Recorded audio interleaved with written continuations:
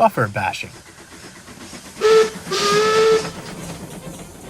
Winter was passing on the island of Sodor, but there was still some frost and ice hidden among the rails. The engines had to take care while moving around yards and out on the line. All the same, they couldn't help but admire how lovely and sugar-coated the countryside looked. After the harsh winter weather and busy schedules, the Fat Controller wanted to carry out repairs along the main line and some of the branch lines.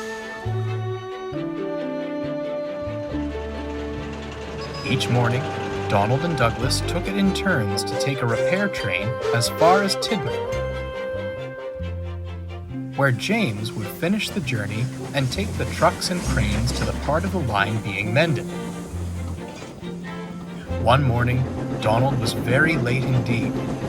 The shunting engine had been slow arranging his train, trying to avoid slipping on ice. When Donald did arrive at Tidmouth, he received a tongue lashing from the big red engine. "Where were you? Chatting with your silly duck again? The workmen have a timetable to keep if they want to have the line repaired in time for summer. They can't afford delays like this." Donald let off steam indignantly and moved into the siding so James could couple to his trucks. A hard frost had settled on a short siding, which Donald was puffing towards. He was too frustrated with James to realize how fast he was going until his driver applied his brakes gently. But Donald didn't stop. He couldn't stop. "Oh!" cried the Scot. Before he could say Fat Controller, there came a loud bump that echoed through the yard. Donald had bumped into the buffers hard, leaving a large crack on the woodwork. They would need repairs, and Donald was more embarrassed than hurt. James whistled cheekily as he puffed away with the trucks. The Caledonian knew he'd be in for some teasing from the big engines at the shed. "You should try out for skating championships," chuckled Gordon. All the other engines laughed too. Even Douglas, who couldn't help but laugh as well. "Take care, Dougie," warned Donald to his twin. "If I slipped on the rails, you're sure to do the same. We are twins after all." Douglas snorted and went to sleep, dismissing his brother's advice. The next morning, the Fat Controller came to see the twins before they started work. "I heard about your little accident yesterday, Donald. I'd like you to stay in the yards to do some shunting, just to be sure you're still fit for service. Douglas will take your repair trains for you." Donald gave a small smile, while Douglas began chuckling as he moved out of the sheds. "Take care shunting, Donny. We wouldn't want you slip-sliding away again." The repair work was nearly completed thanks to Douglas's help.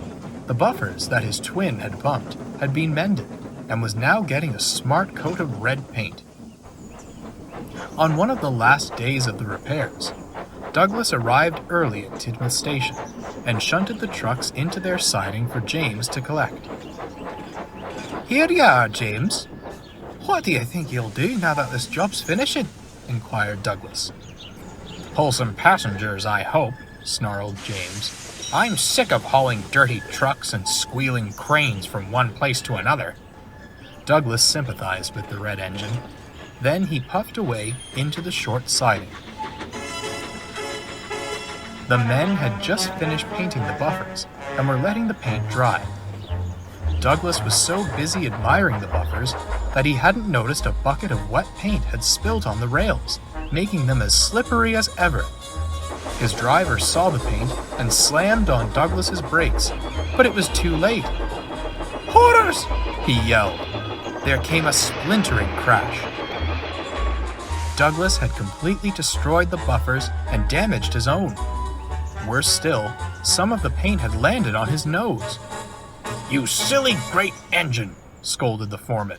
"You've ruined a perfectly new set of buffers and wasted all our paint.